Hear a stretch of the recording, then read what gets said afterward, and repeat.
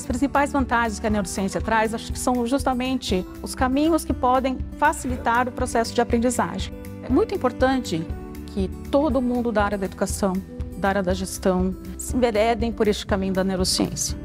Não tem ninguém que não faça um curso de neurociências e não se encante e descubra o quanto a gente ainda tem por descobrir.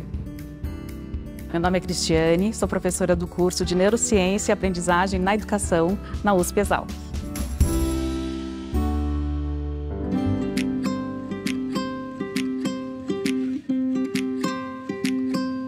Eu nasci numa família de educadoras e cresci uma vida toda dentro de escola, dentro de uma sala de aula. E quando eu me formei no magistério, eu já fui chamada para dar aula. E ao longo da minha trajetória toda em escola, fui entendendo que aquilo realmente era o meu propósito de vida, né? Ensinar as crianças. Tive 2 filhos e as dificuldades de aprendizagens deles, eu fui estudando um pouquinho mais, me formei em pedagogia e em psicopedagogia. A partir dali, eu fui gostando muito da área de transtornos, de aprendizagem, querendo entender um pouquinho mais sobre o funcionamento do cérebro. E aí eu fui me enveredando pelas neurociências, encontrei neurociência aplicada à educação, que foi onde trouxe para mim um ampliar de olhos, um ampliar de expectativas em relação à aprendizagem e ao funcionamento do cérebro. Então, essa trajetória toda, ela veio construída muito na necessidade de entender, né, as dificuldades dos meus filhos na escola, as dificuldades dos meus alunos na escola. As principais vantagens que a neurociência traz, acho que são justamente os caminhos que podem facilitar o processo de aprendizagem. Então, a partir do momento que você entende o funcionamento do cérebro, que você entende como é que o processo de aprendizagem acontece, você consegue pensar em estratégias melhores para essas crianças, né? Em que você consiga abarcar o maior número possível de alunos numa estratégia que você define no seu planejamento. Você consegue compreender o comportamento da sua turma, o seu comportamento, com que você, enquanto professor, precisa se comportar, porque você é um modelo, e as crianças aprendem por imitação. Então, de que forma você pode utilizar isso como modelo, como forma de aprendizagem?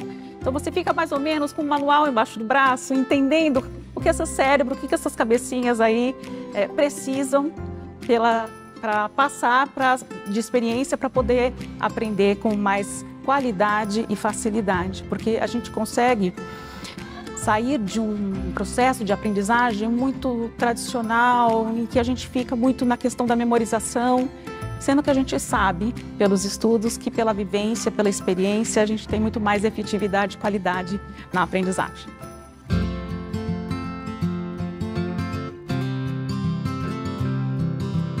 Eu tenho vários casos, né, de situações em sala de aula em que, tendo este conhecimento em mãos, foi muito mais fácil, menos desafiador, né? Porque também cada criança é uma, cada experiência de vida que ela tem é diferente. O ambiente, ele é um recurso importantíssimo na formação humana e nos processos de aprendizagem. Ele influencia e determina muito a forma como essa criança vai aprender. Através também muito de conversa com a família e ajustando, regulando um pouquinho a rotina, você consegue ter um trabalho muito mais efetivo em sala de aula. Então, eu tinha alunos com muita dificuldade de aprendizagem, e num trabalho, numa percepção individual daquele ser humano, uma percepção muito aguçada em relação ao que ele precisava, ao que realmente estava ali atrapalhando, né, para que ele realmente conseguisse ter esse processo de aprendizagem mais efetivo. Chama a família e a gente sente e olha por esse ser humano como um todo.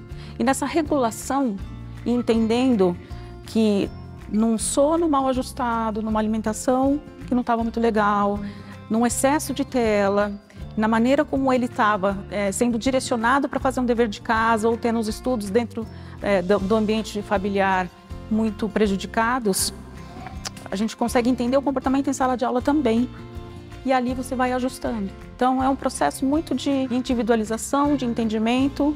Cada sala de aula pode ter 30 alunos, a gente tem 30 cérebros diferentes. São 30 famílias diferentes, são 30 ambientes totalmente diferentes. Então, para o professor é desafiador nesse sentido, porque tendo uma sala tão heterogênea, a gente está dando um conteúdo que é para todo mundo. Então, quando você tem esse conhecimento da neurociência, você consegue ir pensando nas formas de aprendizagem. Por exemplo, os órgãos do sentido. A gente precisa pensar em estratégias para o mesmo conteúdo, mas que tenham várias experiências com os diferentes órgãos do sentido. Porque aí a evocação da memória é muito mais fácil, porque ela tem referência. Quando a gente vai falar do assunto, o cérebro tem referência, ele tem várias referências de onde buscar, né, aquele assunto. Então, são facilitadores. E esses alunos com extrema dificuldade de aprendizagem foi neste caminho, foi traçando isso. Então, de repente, a turma toda já pegou, né, já foi entender o conteúdo, já passa para a próxima.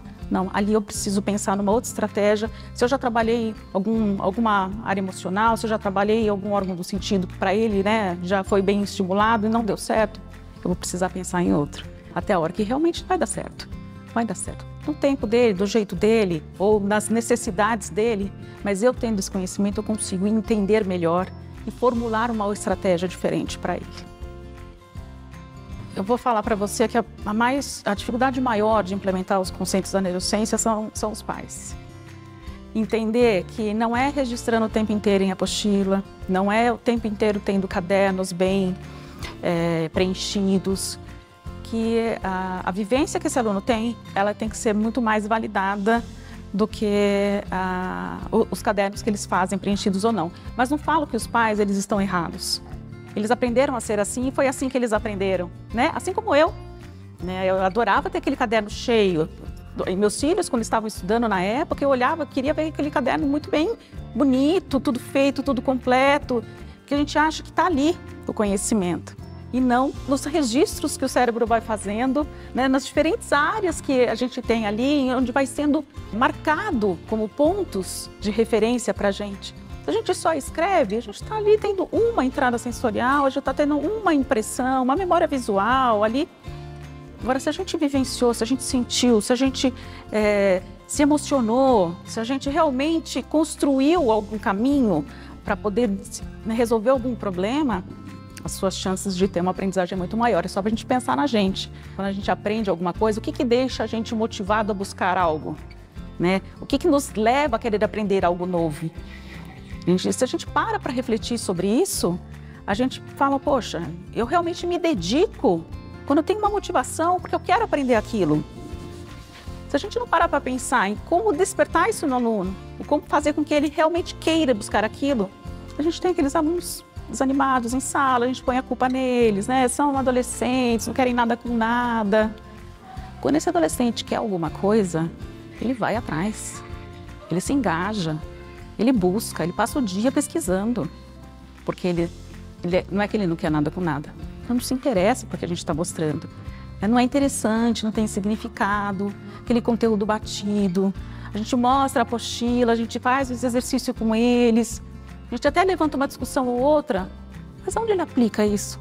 Para que ele vai aprender isso? Então, o cérebro ele sempre faz essa pergunta, para quê? Para que eu preciso dessa informação? Então, se a gente fizer essa pergunta, e isso dentro da escola como professora, isso na área da gestão também.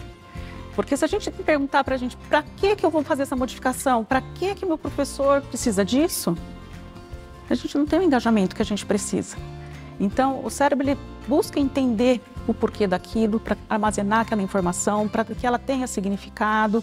E aí ele presta atenção e fala, não, opa, isso aqui é interessante, vou segurar um pouquinho mais essa informação aqui.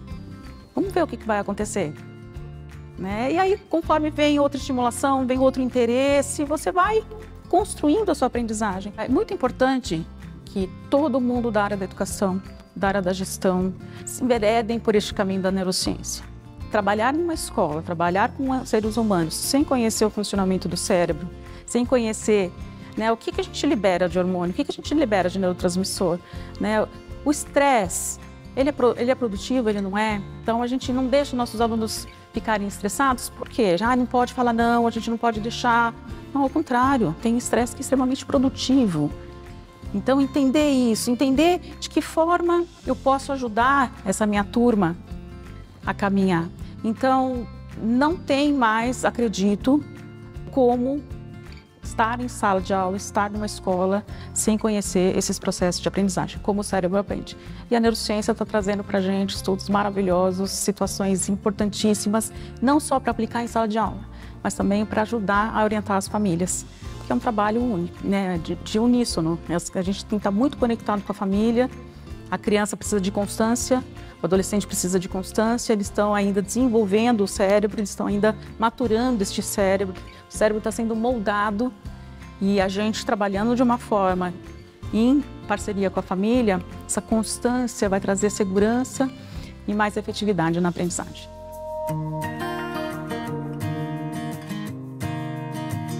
Na minha aula, gente, o que a gente vai conhecer? A gente vai conhecer o sistema nervoso de uma maneira bem didática, bem lúdica. Vou estar falando muito sobre neuroplasticidade, que é um aspecto da aprendizagem importantíssimo, né? Sobre a homologia de processos, a gente vai conversar muito sobre as situações das emoções, como que as emoções impactam na sala de aula, como que as emoções impactam na liderança, né? Seja em sala de aula, seja como coordenador, diretor. Como que o processo de aprendizagem ocorre, né? A higiene do sono, por que ela é importante? Ela começa só à noite?